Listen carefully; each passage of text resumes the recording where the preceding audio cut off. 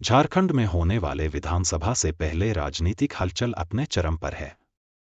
पूर्व सीएम और झारखंड मुक्ति मोर्चा के कद्दावर नेता चंपई सोरेन के भारतीय जनता पार्टी बीजेपी में शामिल होने की अटकलें लगाई जा रही हैं।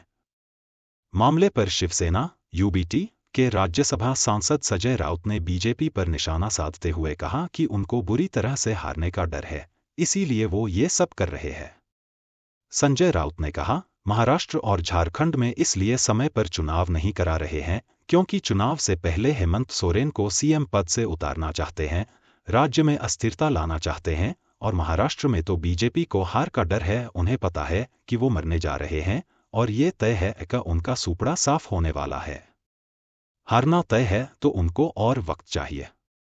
उन्होंने आगे कहा, चुनाव आयोग संविधान के खिलाफ काम कर रहा है और दबाव में काम कर रहा है। देवेंद्र फडणवीस को लेकर संजय राउत ने कहा कि उन्हें महाराष्ट्र में कोई गंभीरता से नहीं लेता।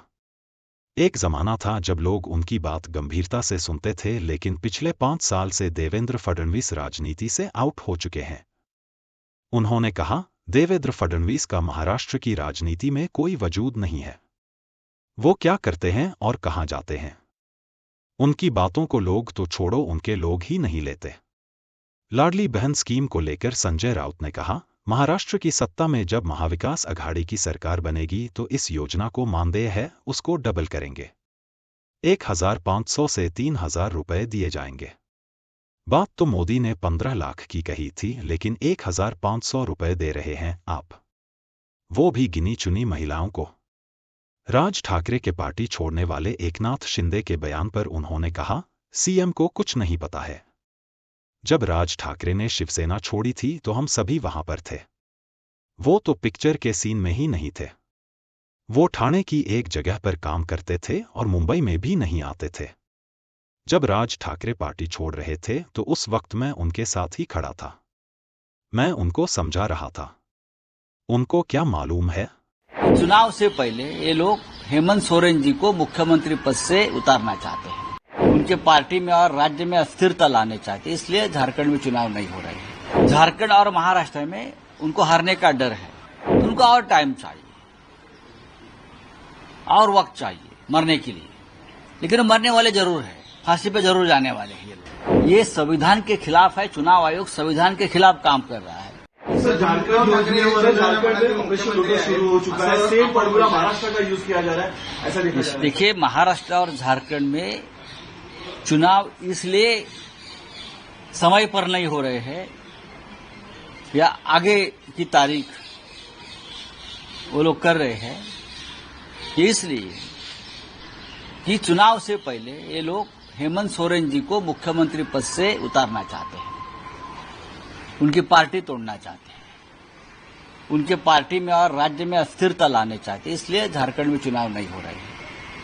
उनको समय टाइम चाहिए। देखिए, चंपा सोरेन कल गए और आज क्या बोल रहे हैं। महाराष्ट्र में भी यही है। झारखंड और महाराष्ट्र में उनको हारने का डर है।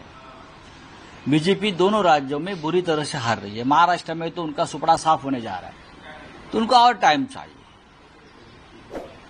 और वक्त चाहिए मरने के लिए। लेकिन मरने वाले जरूर है, फांसी पे जरूर जाने वाले हैं ये लोग। हाँ, वो बचने वाले नहीं है। लेकिन और सरकारी तिजोरी से पैसा और लूट सकते हैं तो लूट सकते हैं, ठेकेदारों से पैसा जमा कर सकते हैं, हाँ, बांट सकते हैं। लाडला बहन योजना में ज्यादा पैसा देने का उनका इरादा है, वोट खरीदना है। इसलिए झारखंड और महाराष्ट्र में चुनाव नहीं करने जा रहे। ये संविधान के खिलाफ है।